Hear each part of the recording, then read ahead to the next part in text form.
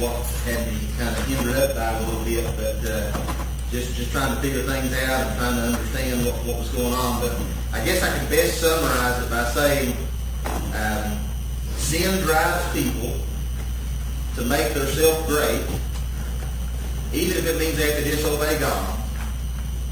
But no matter what we do, no matter how bad our sin is, sin will not and cannot stop the plan of God. Amen. So let me try to make it even shorter. Sin makes us want to be great, and that puts in us sometimes an unholy desire to disobey God. But even in that, God's plan won't be stopped. It can't.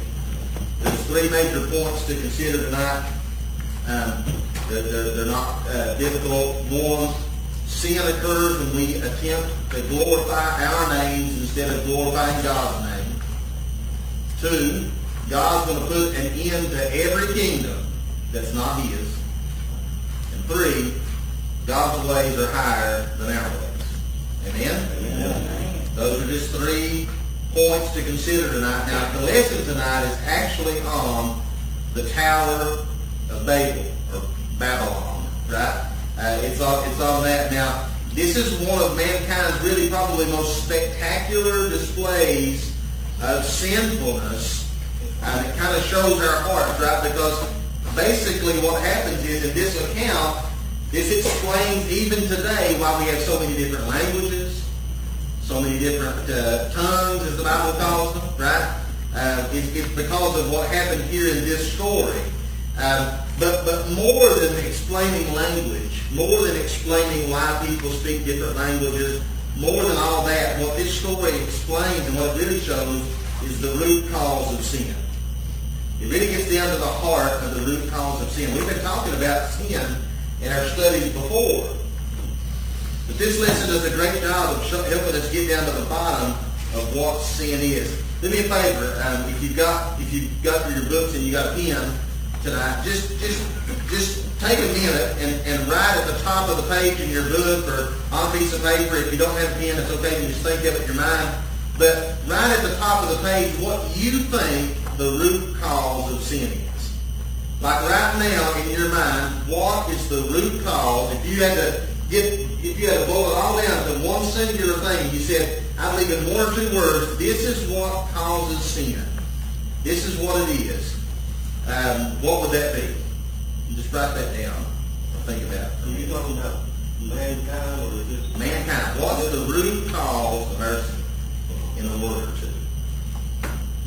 And then when you how many of you's got it figured out in your mind? Yeah, you. Okay. So who's a couple people that's brave enough to say what they think their answer is? What do you say? selfish pride? Selfish pride. Self-satisfaction. Self-satisfaction. Flesh, weak. Anything else? Disobedience. Yeah. You could say transgression. There's lots of things, right? When you get right down to it, a lot of those things you just said are all the same. And when you boil it right down, and I want to start by looking at our scripture tonight, and I want to take us into the Word, and then we'll talk more about what that is in a few minutes, what that root cause of sin is, and all those answers are right, and none of those answers are wrong. But we'll talk down into what I think this lesson's trying to show us. Let's start with the scriptures. Genesis chapter 11. If you've got your Bible, or if you're in your book, Genesis chapter 11.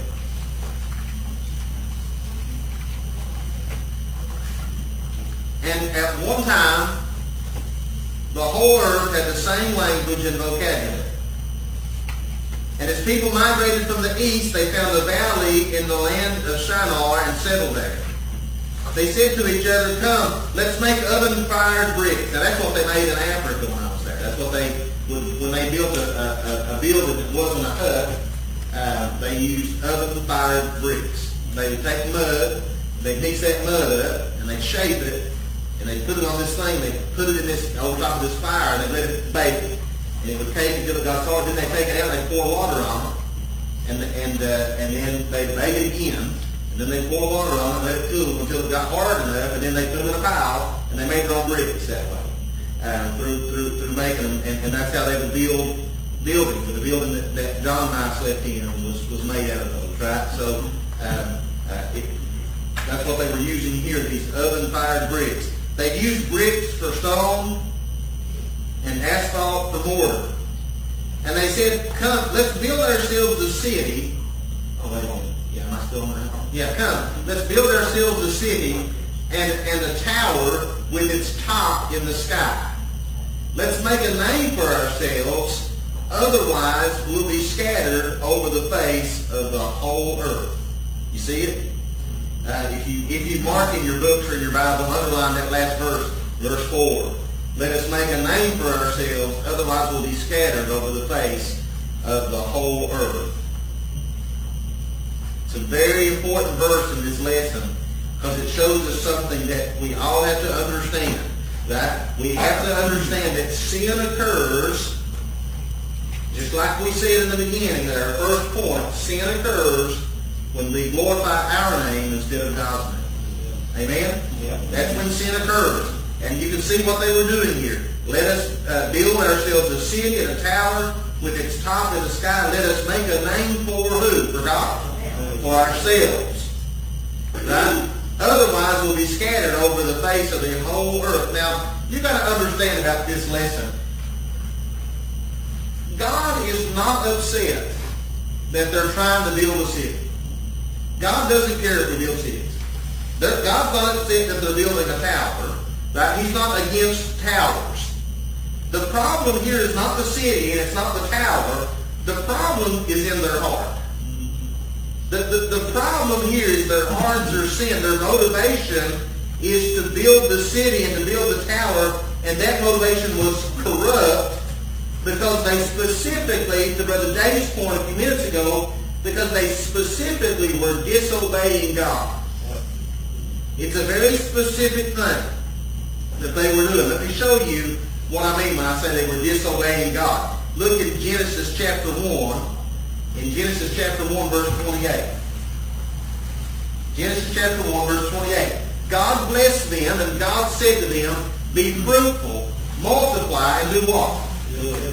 Fill the earth and subdue it. So God blessed them, and God said to them, be fruitful, multiply, fill the earth, and subdue it. Rule the fish of the sea, the birds of the sky, and every creature that crawls on the earth. Now, you say, well, okay, well, that was pre-flood. Right? All right, now let's look at Genesis 9. This is post-flood. Genesis 9:1. God blessed Noah and his sons, and he said to them, be fruitful and multiply and do what? Fill the earth. Same thing he told Adam and Eve. Same thing. Second chance here for mankind. Right? Second chance. Now look at verse 7 in Genesis chapter 9. He said again, but you be fruitful, multiply, spread out over the earth and multiply.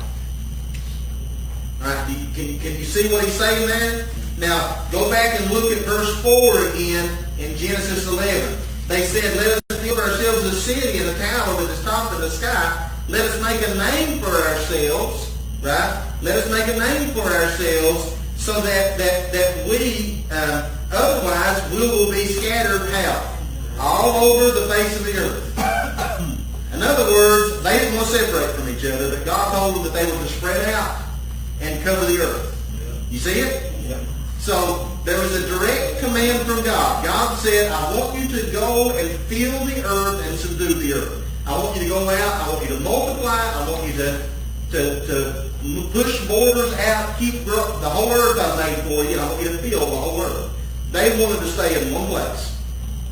They wanted to be right where they were. They wanted to stay together. They said, we can't do this or we won't be able, we'll have to be scattered amongst the whole earth. So let's build a city here. Let's build a tower so that everybody knows this is the place to be. Let's get it done here and we can all stay here together. God had commanded them to do something else other than what they wanted to do. Has that ever happened? Yeah. He wanted the earth to be populated. He wanted man to go out and rule his creation. He needed them to tend the earth, to rule, to set up to set up kingdoms and all these things, but they wanted to build a city and a tower for their own glory. They wanted to exalt their name, and it clearly states that they would have been, that to do what God said, they had to be scattered, and they clearly did not want to scatter. That was the issue right there. Their sinfulness was ruling over them. God's authority was not respected. So their sinfulness came in, and they were willing to disobey God and to seek to glorify themselves and do their own will instead of God's will. That's what was happening here. Let me get somebody to read from your book. Well, actually, let me just read just a little something here. It says, well, no, I want you to be better if you did than if I did. The first paragraph there, I think it is on page, I think it's page 48, and it starts off and says, the people wanted to build a city and a tower. Do you see that? Who will read that for me? Dad, go ahead. The people wanted to build a city and a tower because their hearts yearned for a secure place to belong, a home represented by the city. They wanted to do something significant with their lives, represented by the tower. They wanted greatness, represented by their desire to make a name for themselves. The next one, dude. Yeah, sure. The problem of sin isn't necessarily that we want belonging, significance, or even greatness, but that we look for these things in the wrong places, namely in ourselves. We say, by my will, in my strength, for my glory, instead of looking to God to fulfill our needs. Yeah. So let me just kind of reiterate. Their hearts yearn for a secure place to belong. That's not sinful. They wanted to do something significant with their lives. That's not sinful. They wanted greatness. They wanted to make a name for themselves. Now we're getting there. Right? These are things that it's not the fact that they desire those things. It's the fact that what your book is saying here is that it's not so much that they wanted those things. I think deep down, all of us kind of want some of those things. It's where they went to find them. Right? It's where they went about looking. Right? They thought they could find belonging. They thought they could find significance. They thought they could find greatness in themselves. That's what they were looking for. Look at those words that your book said that, right? It says, by my will, in my strength, for my glory. That's something that we would think God would say of himself, but that's what man says of himself. Right? By my will and my strength, for my glory. Have we ever been guilty of that? Are we guilty of trying to find fulfillment and satisfaction in things other than God? Yeah, absolutely. Who's willing to step out on a limb tonight and share something you feel like is maybe an example of something we use to try to find fulfillment instead of God? Where do we look for fulfillment? Entertainment's a great one. It's on my list too. Career. Hobbies. Spouses. Family. Cars. Facebook. True. What about alcohol? How many people turn to alcohol to fill that void that they feel? What about drugs? How many of our kids are hooked on drugs right now because they've got a void? They're looking to find fulfillment. They want something that they don't have. What about gangs? We don't have a lot of gangs around here, but if you went to the cities, into the inner cities, all those kids, a lot of them come from broken homes, and they're looking for all those same things, right? They're looking for belonging, significance, and greatness. And that's what a gang promises. You can belong to us, Be a part of us. You'll be important to us, and we'll make you great. You'll have money. We'll make sure you're taken care of, protection, all those things. People do the same thing, not just with gangs, clubs. Sunday pastorships. Absolutely, pastorships, church memberships at times, right? People can go to find fulfillment in a lot of things, right? In their achievements, right? And don't get mad at me. If this is you, I don't know it. I've not been there to see it. Okay? So don't get mad. But you go to some people's houses and they're living off of they'll have a whole wall full of trophies from when they used to be in beauty pageants. Right? If that's you, that's okay. I'm not mad. Right? I'm not mad. Don't be mad at me. But are they trying to find fulfillment in that? Right? Are they looking at those and that they're trying to find greatness there? See how beautiful I was. See how much how beautiful everybody thought I was, and see how pretty I was. See how many trophies I won because and I'm not saying there's anything wrong with pageant. I'm not condemning pageants. Just saying that sometimes we look for those things to fulfill us. Sex, pornography. These are all things that people turn to find fulfillment. Their children, your grandchildren. Right? You can start looking at all these things to try to find your fulfillment and your satisfaction, and we get guilty of the same things that they were doing here. We look for fulfillment and satisfaction everywhere except God. It's amazing. Because here's God telling us what it takes to have fulfillment and satisfaction, and we say there's got to be a different way than that. God was saying to them here in Genesis, he was saying, if you want to do what's right, I believe they would have been very happy and much more settled had they been out and spread across the earth and multiplied the way God said to. They would have had rule over the earth. They would have been able to do all these things. That would have been the best way. That was God's way. They wanted a different way. Do we not do the same thing? Amen. Amen. So here's a great way. Right? God says, I want you to forgive others of their trespasses. And we say, no, there's got to be a better way. I'll forgive some of them. Yeah. There's got to be a better way. I will see. I'll know what I'll do. I'll kill them all. Then I'll forgive. That way I make sure that I can feel better before I forgive them. Right? And then they'll have to forgive me too. Right? That we want to do it our way. We have that bend to us to say, my will. That's what this lesson is teaching us. By my will, by my strength, I'll get it done. Gets back to me. Me. My glory. People look at, those are just some examples. But people look at these things and they look at a lot of other things to fill that gap, don't they, in their life. They want it so bad, but they don't want to do it God's way. That's the way they don't want. They want to find a different way. That's the story of man, and that's the story of sin. It's been that way from the beginning. This is a great example. And we've already talked about the other example, right? Here's Adam and Eve in a perfect place, in a perfect garden where everything is good. God made everything. He said He made it good. They've got it.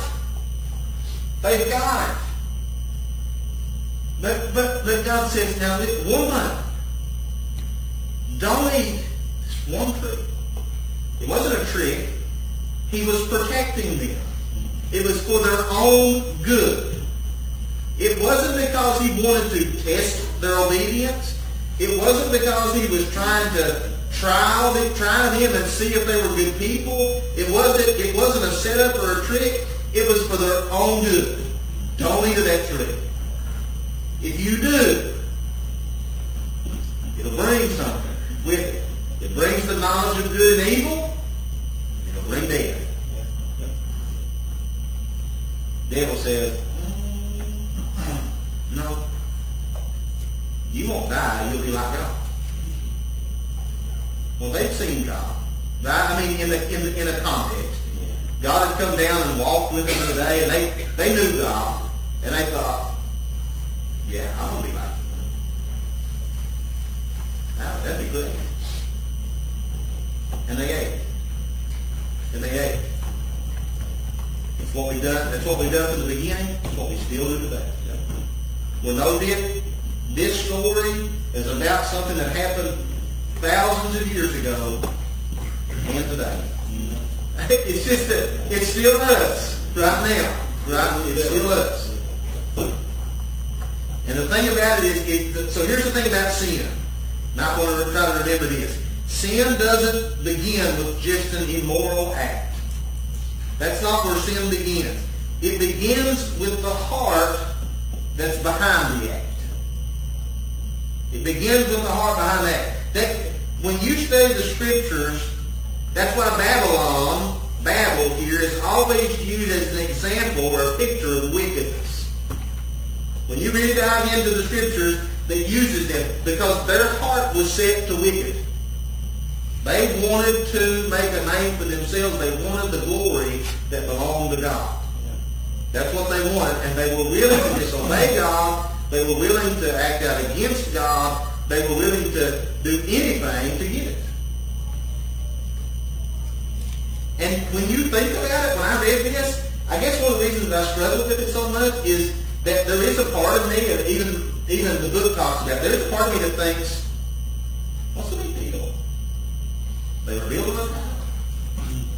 They were building a city. Right? I mean, it doesn't seem like that big of a deal. It doesn't seem terribly evil. We're not talking about a story where people go in and kill babies. We're not having people build a town. Right? Yeah. It doesn't seem like the most evil thing. But what you got to take from that, and what you got to learn is that God sees past the surface of it. It doesn't look like an evil thing when you think about building a tower. But when you dig down below the surface and you get down to the root of it, it was about their sinful pride and selfishness. That's what it was about. He saw that the root of sin was present. And I want you to think about it. He had already looked at man and saw the wickedness of man and said in his heart he was going to destroy, wipe them off the face of the earth, and he started it over again with Noah. Noah found grace. Now here, Noah's time had come and things were progressing along, and the same wickedness that overtook them the first time was back, settled in their hearts, overtaking them again. Sinners were destroyed, but the sin was still there. It was in the heart of every man. It's in the heart. Even the righteous Noah. Even Noah still had it. Couldn't escape it. And you know what? It's got a name, and it means all those things that you guys said earlier. It's pride. It's pride. Right? It was a heart that said, my will be done. And not thy will. It's what I want, God. It's what I want. Right? That's what it boils down to. When you guys think about pride, right?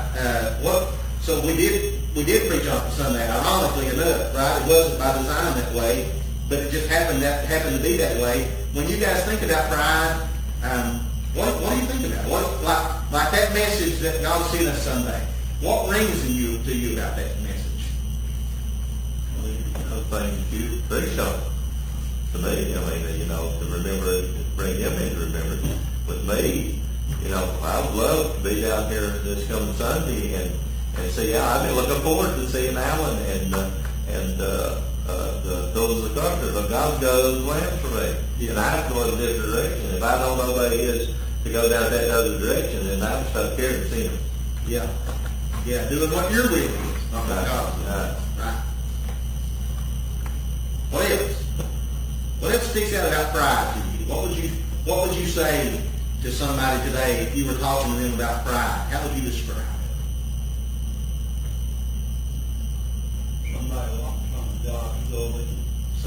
still God's glory. Yeah, something that belongs only to Him.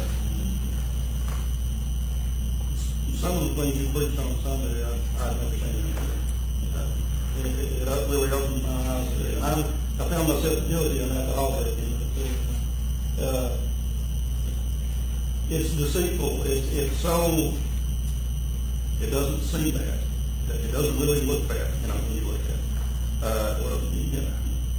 But it takes God's glory and gives it to you. It says, me. Yeah. That's what we need to learn from humble ourselves. I think that would get rid of selfish pride. It could. Yeah, it will really do it. It's hard. Sunday, I was no exception. That was a hard message. That was a hard message for me. I've got pride issues. That's one of the best messages I've got big pride issues. When I think about those things, and I think about complaining, and I think about all those different, those are aspects of my life that are prideful. They're in there, and that puts me right on the same caliber as all these people. Makes me no different, right? That's why we get down to the truth of the Bible. We get down to the Scriptures, and we hear God say, "There's none good, no, not one. All have sinned and come short of the glory of God. There's none that seeketh after me. There's none that are righteous, no, not one." He goes on, all we like sheep have gone astray. Right? And the list goes on and on of all the truths about us, that just the reality is that we are prideful, stubborn, selfish people. Amen? I'm talking about me. I'm talking about you. I'm talking about my kids. I'm talking about your kids. I'm talking about everybody. We're all prideful, stubborn, selfish people. What is it that makes a person who, when somebody comes to them lovingly, right? How many times over the years have you went to somebody who has decided to who comes to church, and then they don't come to church for a while, and they come to church, and don't come to church for a while, and in those in-between stages, you go to them and you say, I'm just so worried about you, and I just want to see you come back to church. Now, you're not doing nothing but love them, right? I'm just worried, and I love you, and I want you to know I love you. And they say, well, I'm not going to have a bunch of hypocrites. What causes them to respond that way? It's pride. Pride. It's because I don't want to, I don't have to. Right? That's what was in their heart here. God said, go out and fill the whole earth. Well, that doesn't sound terrible. The whole earth belongs to you, he said. Go out, have it. Go out and find the beautiful places in the earth and subdue it and take ownership of the animals and the fish and the birds. And I made it all. It's all beautiful. I made it for my glory, but I'm giving it to you. Take it all. And they say, nope, I don't want it. I want right here. I want my way. I'm going to build a city in a town. We're all going to stay right here. We're not going out and scatter. That's so silly. And we do it every day. And we do it every day. That's a remedy for it, too. He's got a plan. That's I like this is one of the things the book said. It says this is the truth of our age, right? Self-determination and pride is glorified in our society. It doesn't say it here. It doesn't matter. We look up to those who exude strength and who have power. We look up to those folks, right? And we look to those who are in control. We look to those who have that power and that strength and that self-determination. And we listen to their motivational speeches about how we can do anything, and if we set our mind to it, we're strong enough, and everything we need is inside of us to do to conquer anything in the world. We can overcome any obstacles. We can do all these things, and all that boils down to is pride. Pride. And one of the things the book says that stuck with me is it said, if that is our attitude, if that's our attitude, we have to understand the figure in the Bible that we most closely resemble. Right? It's not Peter. If you ever notice when people are stubborn and they do something that God wouldn't like, they say, I'm just like old Peter. No. You're just like the devil. Stop flattering yourself, right? You're not like old Peter. Old Peter gave his life and was crucified upside down. You're like old Satan, right? Who came along and in pride wanted to take the glory that belonged to God, right? That's the figure. We're not like David, who, I just feel like I'm David. I know I'm, committing adultery and he did all these sins, but, he had a heart for God. No, you're not like David. You're like the devil. And that's exactly who David was like in that moment. And that's exactly who Peter was like in that moment. Right? Why do you think Jesus looked at Peter and said, when Peter made one simple statement, he said, you're not dying. You're not leaving. That's not going to happen. And he said, you get behind me, Satan. He didn't say, you get behind me, you're like David. He said, you get behind me, you're of the devil right now. Right? Because you don't want what I want. Because your will and my will have become opposed to each other. And only one person, it has the right will. And that's not us, it's God. Amen. That's what we got to get to. And I hope that makes sense, right? We most closely resemble the enemy when we're ruled by pride and stubbornness and selfishness. That's who we look like. And go on to the second point. Don't progress, don't we? Genesis 11, 5 through 7. Then the Lord came down to look over the city and the tower that the men were building. And the Lord said, if they had begun to do this as one people, all having the same language, then nothing they plan to do would be impossible to them. Come, let us go down there and confuse their language, so that they will not understand one another's speech. Let us. Who is the Lord speaking in there? Yeah, I think it's Trinity. The Trinity. Right? The same one that he spoke to in Genesis 1, he said, let us make man in our image. Again, the Lord says to the Father, the Son, the Holy Ghost there in communion with one another, he said, let us go down there and change this up a little bit. Right? That's who he's speaking with and to, right? It wasn't to a man or to an army. It was they were speaking as the Godhead. Right? Three distinct persons, one God. Father, Son, Holy Ghost. These three are one. Right? Behold the Lord our God, He is. How many gods? Is He three gods? He's one God. Here's what we got to see. Point number 2. God will put an end to every kingdom that's not His. Amen? I love something that the teacher's book points out. Listen.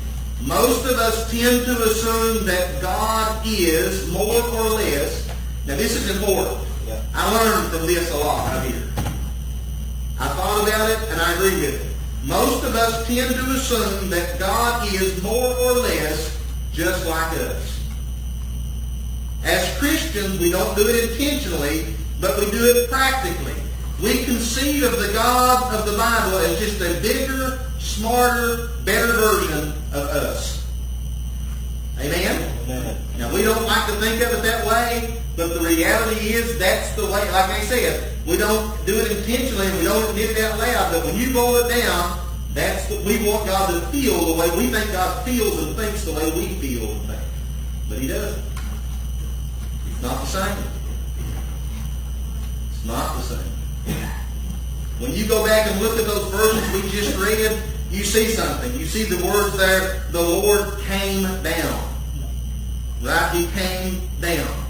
We are in two different places, us and the Lord. Amen? Yeah. We were looking up.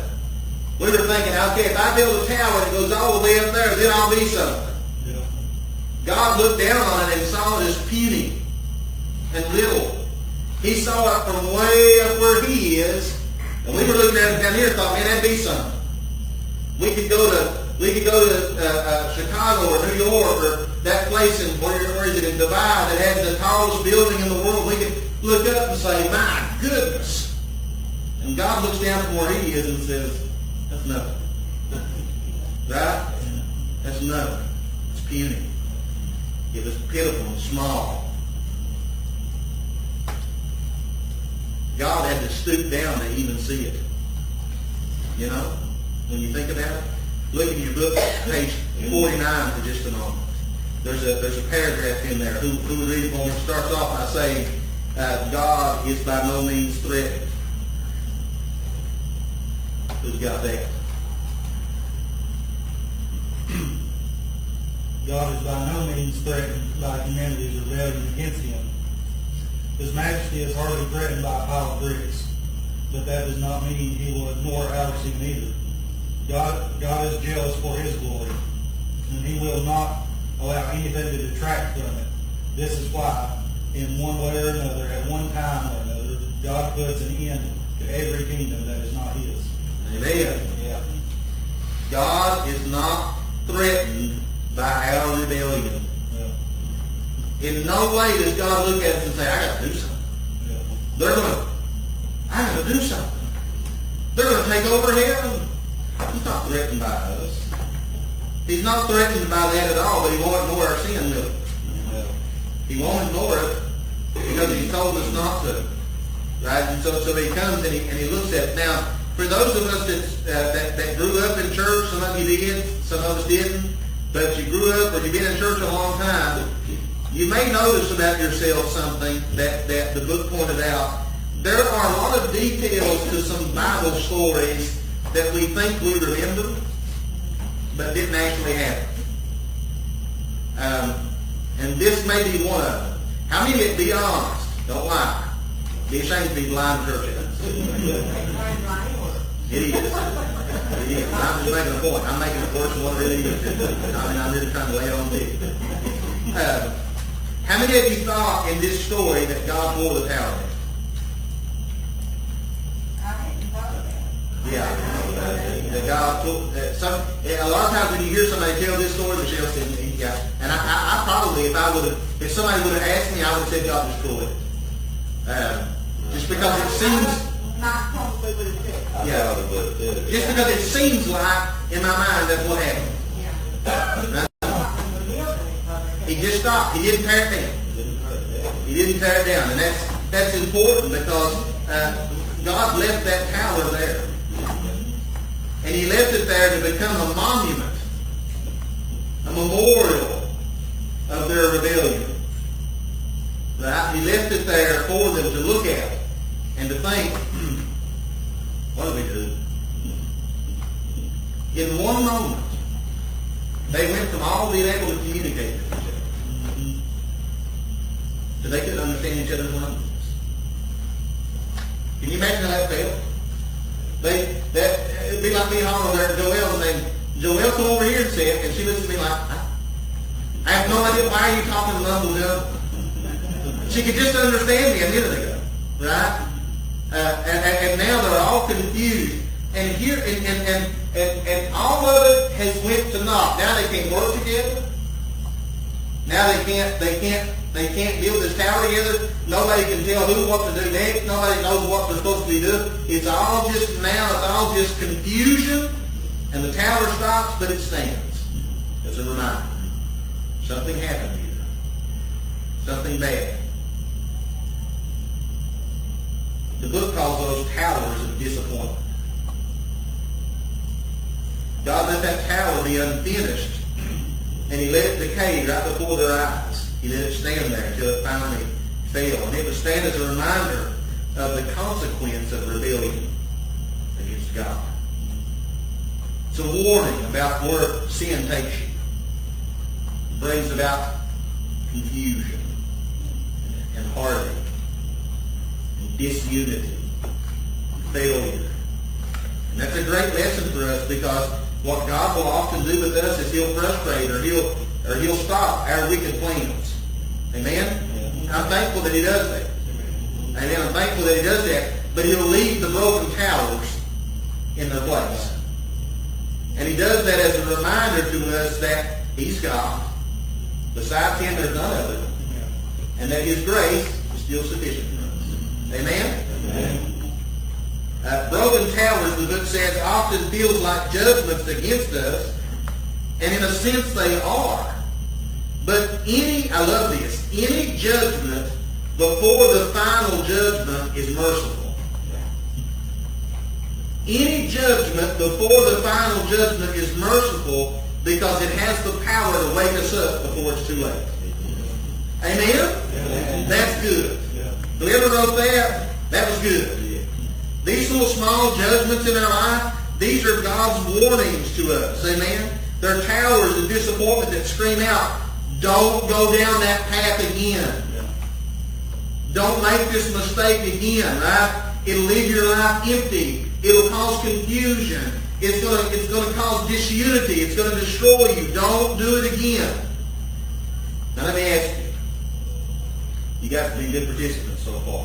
What are some of the broken towers that God has left in your life? What's some of the things, the disappointments or the consequences of sinful actions that linger and remind you not to do that again? You got any of those? Divorce. It's a good one. It's a good one. Right? It stands as a reminder. Don't make those mistakes again. What else? Stands as a reminder. Look, everything you see, you don't do. Lusting. Right? They leave this broken tower in your life. I wonder how many men who have over the years become addicted to pornography, and I mention that a lot because it's becoming an increasing problem in our world today. Men who are addicted to pornography, or women who are addicted to pornography. It goes both ways. And the ruins of that destroy their marriages.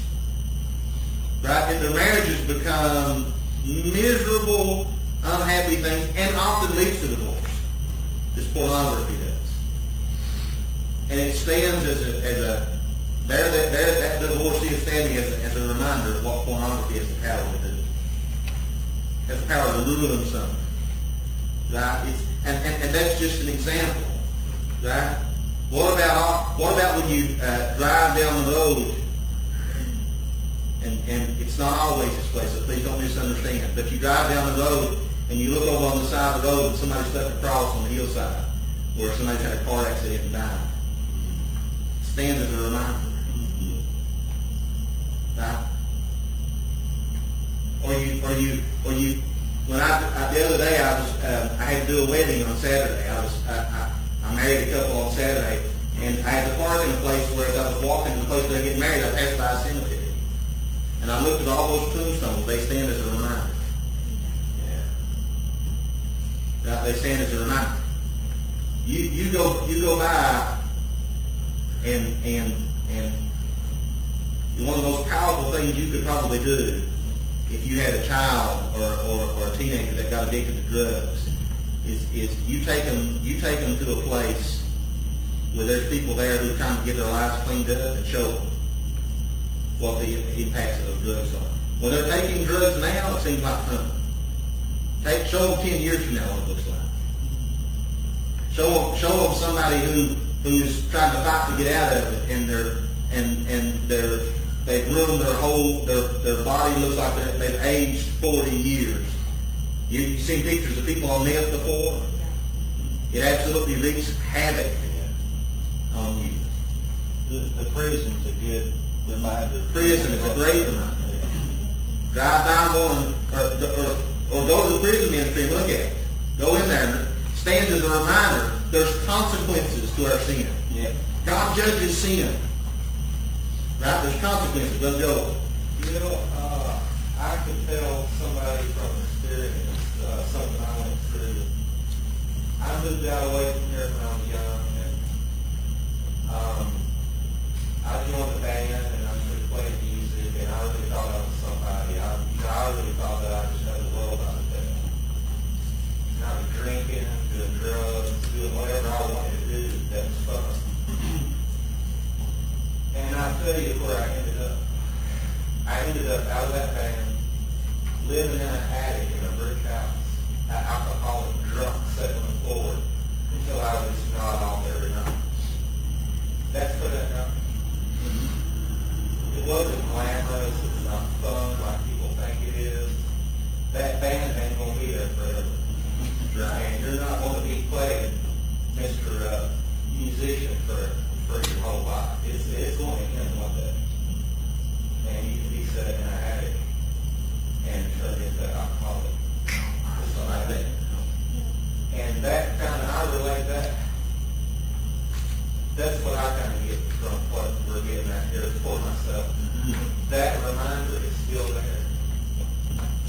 of disappointment. These things that are fun in the world, it's the world calling you, pulling you in, and it's just the devil sucking you in.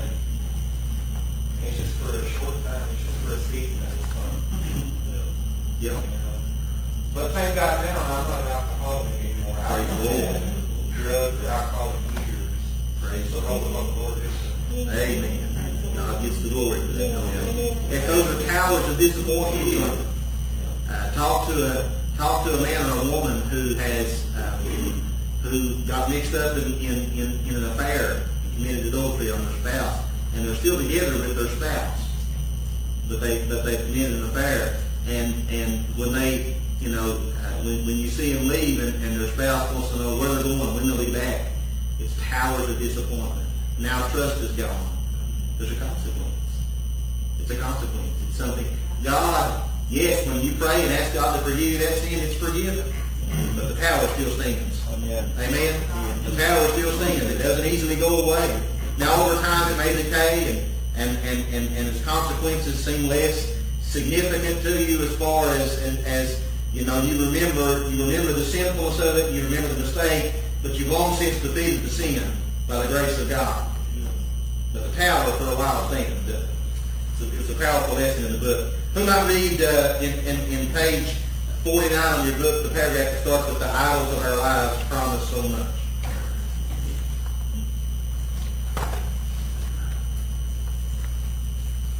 I can read it. The idols of our lives promise so much, but they always end up as broken and rotting towers.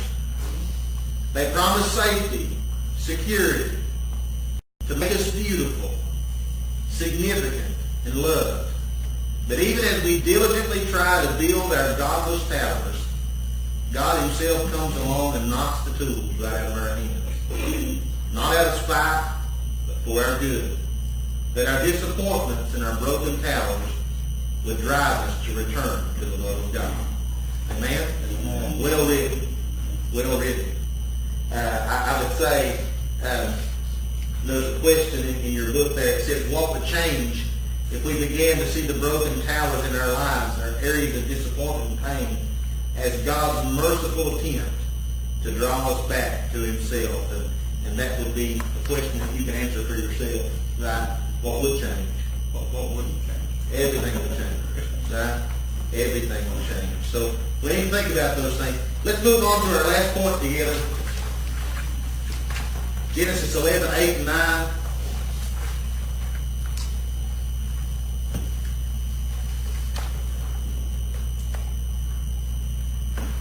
So from there the Lord scattered them over the face of the whole earth. They stopped building the city. Therefore, its name is called Babylon, for there the Lord confused the language of the whole earth, and from there the Lord scattered them over the face of the whole earth. Now, you get it? What did God tell them to do in Genesis 1:28? Scatter over the whole earth. What did he tell them to do in Genesis 9:1? Multiply and scatter the earth over the earth. What did he tell them to do in Genesis 9:7? Multiply and scatter over the earth. Did they do it? No, they didn't do it. Their sinfulness, their sinful rebellion kept them from it. Guess what they're doing now? They're scattering. Right? They're scattering, and he said from there the Lord scattered them and moved them over the face of the earth. God's will be accomplished. Amen. It will not be stopped by men. Amen? Men do not get in God's way. No, they don't. You either choose to comply to God's will, or God moves the pieces around, and his will is going to be accomplished either way. The easy way or the hard way? You can do it the hard way, or we can do it the easy way. Right? It's up to you. You can fight, you can rebel, you can kick, you can scream, you can push against God. At the end of the day, God's will will be accomplished. Can't be stopped. Isaiah 55, 8 and 9. Isaiah 55, 8 and 9. For my thoughts are not your thoughts. Amen? And your ways are not my ways. This is the Lord's declaration. For as heaven is higher than earth, so my ways are higher than your ways, and my thoughts than your thoughts. That's the third point. God's ways are higher than our ways. Page 50, paragraph 1. If who might be willing to read that in their book? Start out with stories. Stories like the tower. Stories like the Tower of Babylon tend to hurt our heads. As we will see, God allows humanity to defy him, and he is justified to punish human beings for their sin. But he even uses that defiance and judgment as part of his plan. That's the peculiar mystery of providence, the term theologians use to describe God's guiding hand on history. Amen. Let me read you this essential doctrine. God's providence. It's not in your book, but let me take note. Providence refers to God's continuing work and his involvement in his creation. Amen? It basically is saying that God didn't create and leave it alone. God created and sustains and continues to be Lord over his creation. This includes in various degrees God's preservation of the creative order, his governance, and his care for his people. Christians believe the world and even the cosmos itself is entirely contingent upon God. It's incapable of existing apart from him. Amen? This is an essential doctrine. In other words, when it says essential, this is something that you must believe.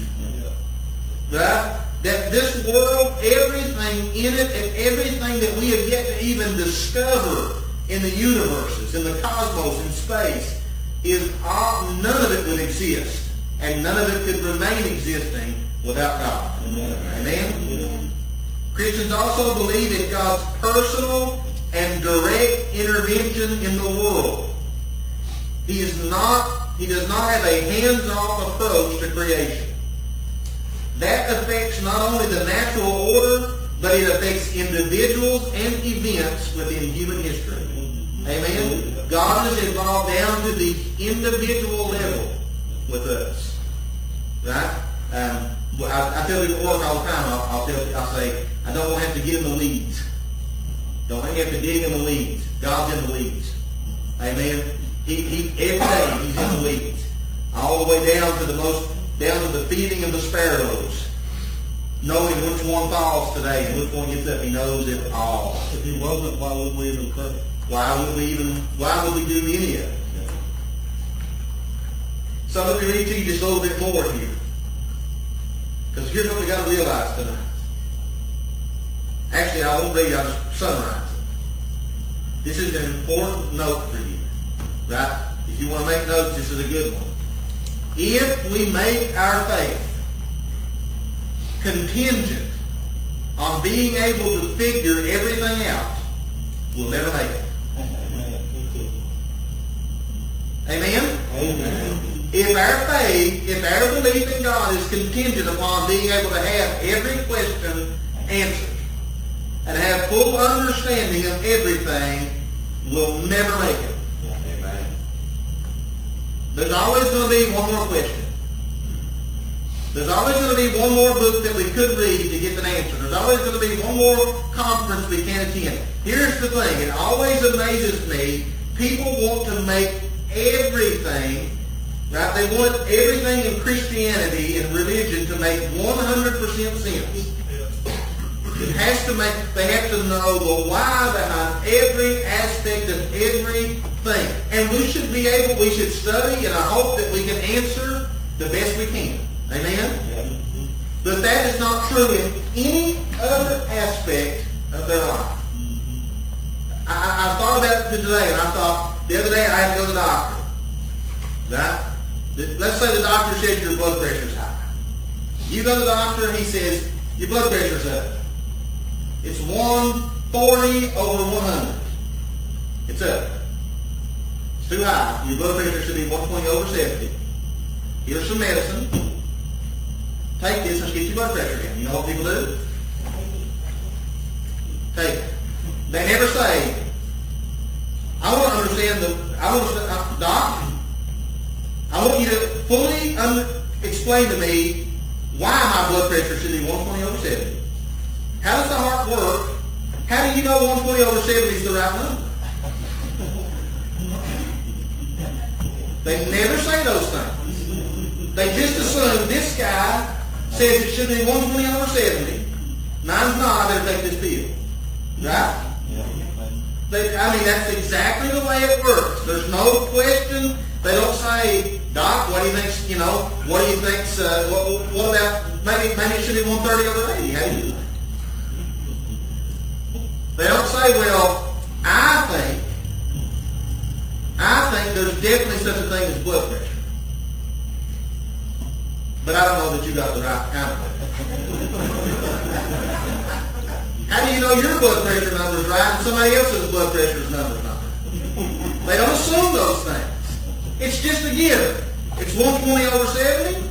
Yours is high, take the pill. They say, I'll take it. Right? And by the way, you ought to. If you don't, you're likely to die. No question. No digging in deeper. But when it comes to God, I think you're on something good here. I like that. good. I need to hear that. When I'm about the person, I got to have everything explained to them. I got to know where God wants me to go. I got to know where He wants me to work. I got to know the outcome of it. If I'm going to live or die, or have a lot of money, or have a good job. He's not going to come down here and jerk me by the shirt collar and like tell me every little step. He is not. That's part of having faith. That's faith. What would be the point of having faith if we knew everything? Listen, even if God tries to tell us to, we're not smart enough to understand. I mean, let's be honest about ourselves. If God tried to explain to us the whole picture, we're not smart enough to get it. Not nobody is. God's ways and His thoughts are higher than ours. We can't figure it out. We've got to take a step of faith, and there's the risk of what the outcome will be. Yeah. And the truth is, just like in your example, if you have to have all those questions answered, you're never going to do anything. Because those are never going to be answered. There's always going to be another question you can come up with. Right? And if you're waiting on God to answer every question in life for you, and there's probably lots of lost people who they're waiting to try to understand every question. You might as well not do that. My watch just told me I need to breathe.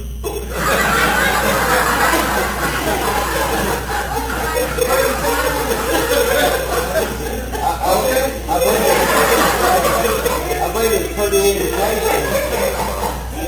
Yes, it is. I was getting ready to say it. Go ahead, Brother Mike. I believe it's a pretty good indication when He tells us, take no thought for what you're going to eat tomorrow. You think of what you're going to put on and eat tonight. Have a little faith in Him. Have a little faith. Have a little faith, right? Trust. I'm ready to Don't worry. It only tells me to do it twice a day. It's trying to kill me. The rest of the time, somebody told me that this morning. It said breathe, and I was like, okay. And then I waited for it to tell me again. I held my breath as long as I could. Then it did it again. That's what I didn't know. He's like, walk with me, go.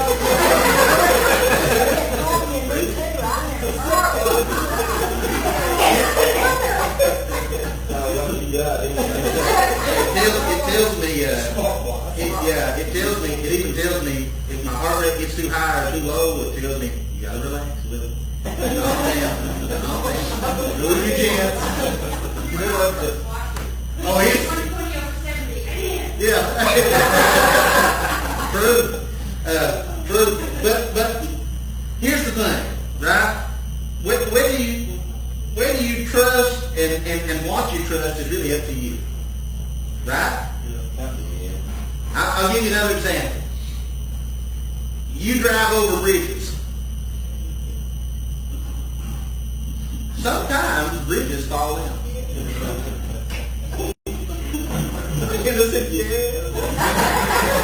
Brandy's watching 2 seconds like that. Yeah. Sometimes bridges fall in. You still drive over them even though you did not personally investigate every nut and bolt on that bridge. Right?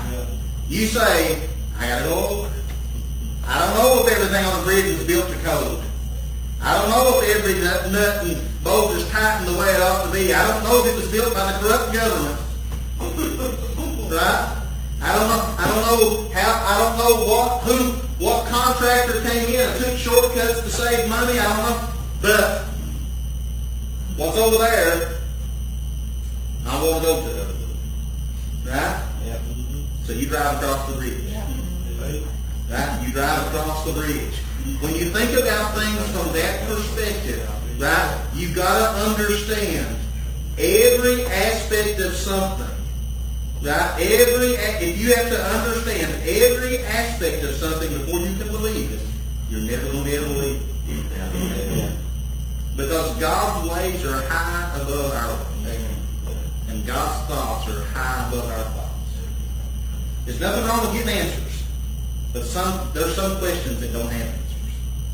Well, to me, those are excuses because people don't want to give up their sin. So that's the excuse that they make. That it is answers.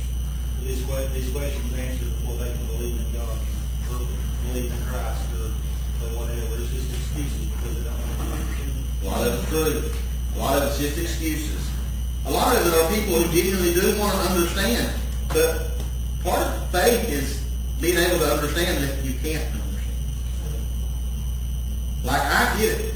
I would like to be able to answer everybody's questions. And I do my best to try to study so that I can. I don't like it when people come to me and say, why does this happen? And I say, well, you just gotta trust. I want to be able to say, because of this, because of that, because of this. And I was talking to somebody the other day, and they had a great question. Right? They said they were studying the Bible, and it said that somebody lived to be 900 years old. And they said, I thought, that doesn't make any sense. Right? But at the time, when you think about it, and what I try to explain to them is at the time, God was using a small group of people to fill the whole earth. They had to live longer so that they could produce more. Right? And they produced more. And now the earth, if we all live 900 years now, the earth wouldn't hold us. It barely knows the one we got. Right? So that time had to be shortened down. And the gene pool was pure. The gene pool was different, right? There wasn't a lot of sin at the time, and then that's why they could sleep with with the brothers and sisters and cousins and everybody else. Right? That's why they could reproduce that way. Yeah. Now, if you do that, it's bad news. It's bad news, right? You produce crazies.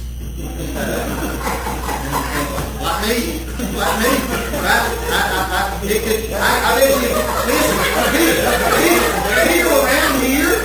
People around here, I don't mean this in a bad way, don't take it that way, but you track your family tree far enough, and there's 2 first cousins in it. That's a fact. And that's why we got some issues. Right? We've got some issues. Now, I can't speak for I worked with a guy that said it's all right to pick one out of the family tree, but I get one off a different limb.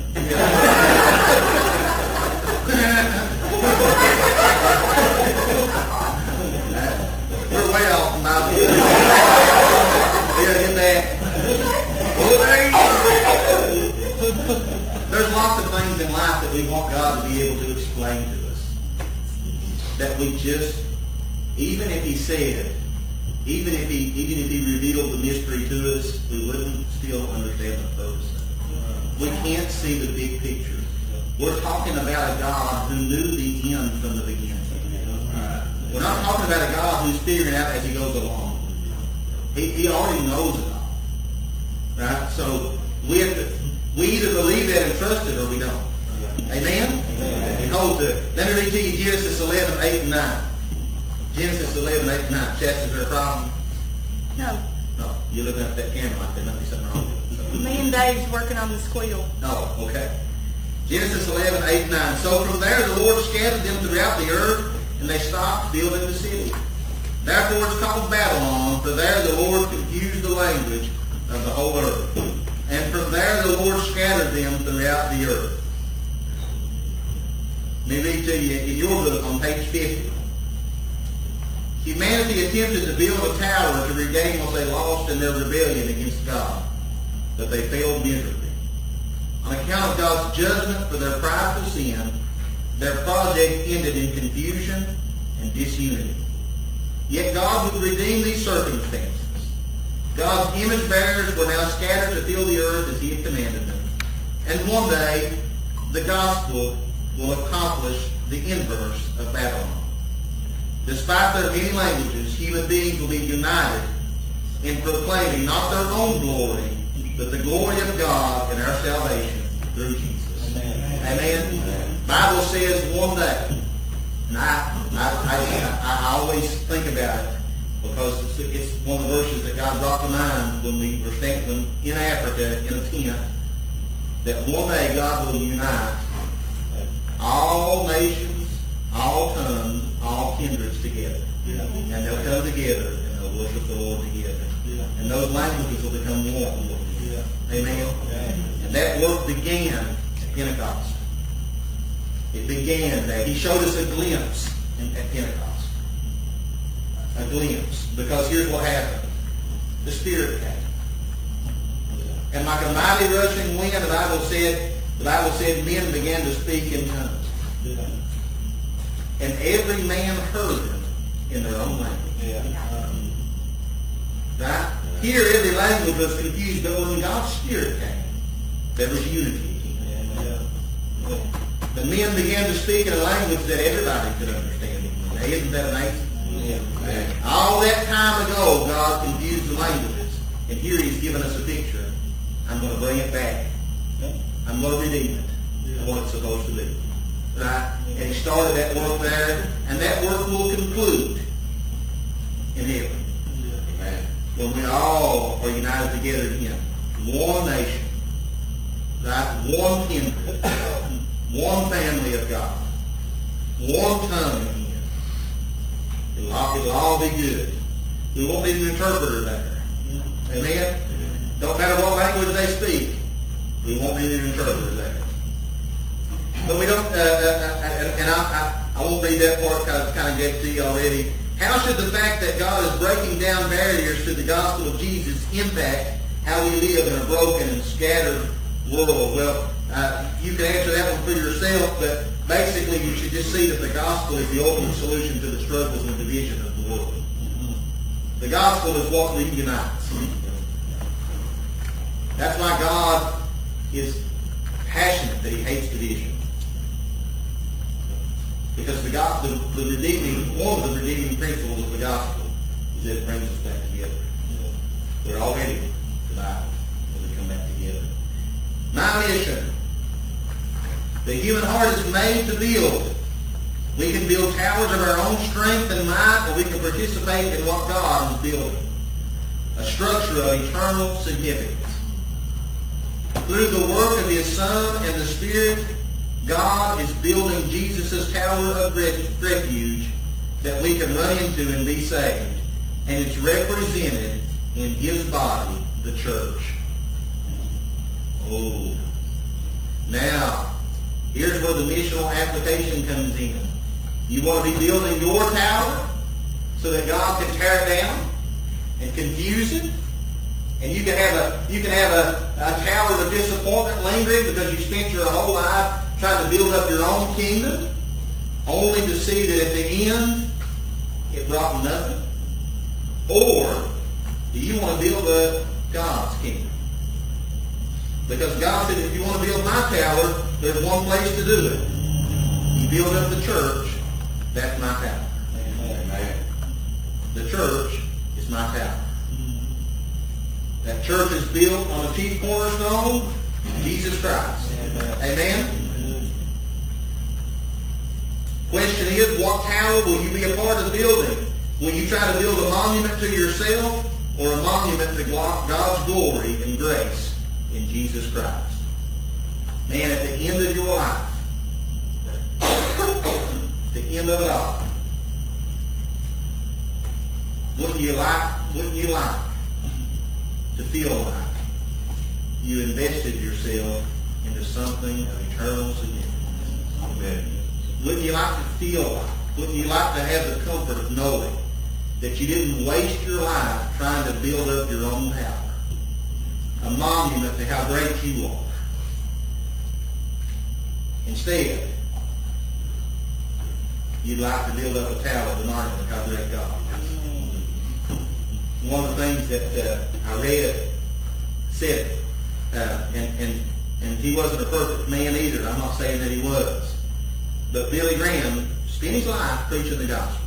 for the most part. You make some mistakes along the way, I'm sure. Because, you know why I know that? Because everybody makes them. Not perfect. But he did say this. He said, at my funeral, if you want to, don't say my name. Only talk about God in Jesus' name. Don't mention me. Talk about me. That's who needs to be remembered. I'm only a part of that kingdom. I'm only a part of that moment. Right? And that's what our desire should be at the end. Is to say, you know what? I don't want any glory for the life I lived. Because we should be like Paul. Right? What's there to boast in? Nothing except the cross of our Lord and Savior Jesus Christ. That's all there is. That's the thing that matters. Because we've experienced the greatness of God, this is in your book on page 51, through His gracious salvation through Christ, we set aside all desire to make our names great, and instead we seek to proclaim the kingdom of the Son of God throughout the whole world. Amen? It says you could choose one of the options below as a way to respond to the truth. What towers to your own greatness that you need to abandon to better fulfill God's command to fill the earth with His glory and His gospel? They had a commandment to go spread out amongst the earth. We've got a commandment. Go into all the world and preach the gospel. Make disciples of all nations. Baptizing them in the name of the Father and the Son and the Holy Ghost. Amen? Teaching them to observe whatsoever things I have commanded you. That we've got a commission, a commandment to go into the world and do that. And the question that was asked there is, what towers are in our life now that we need to abandon, to stop building so that we can go out and build that tower? What can we do to pursue deeper gospel-centered unity as a group to reveal God's power and glory to others? What steps must I take to make sure that I, as a church and as a group, that we're unified together in this mission so that God receives glory, not any one of us. Amen? Amen. And what opportunities has God given you in your neighborhood, workplace, or community and beyond to make His name great and to proclaim His kingdom? And what steps will you take this week to do that? Amen? Yeah.